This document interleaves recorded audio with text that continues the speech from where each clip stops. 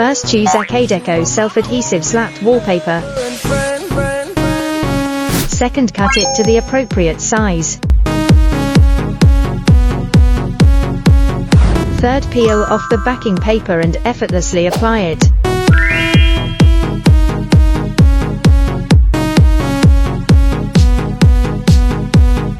Fourth, use a scraper to eliminate air bubbles.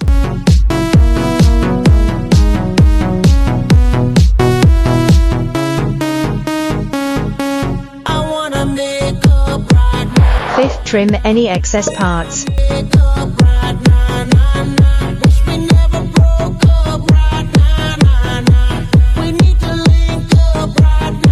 There you go. High quality printing for a realistic 3D effect.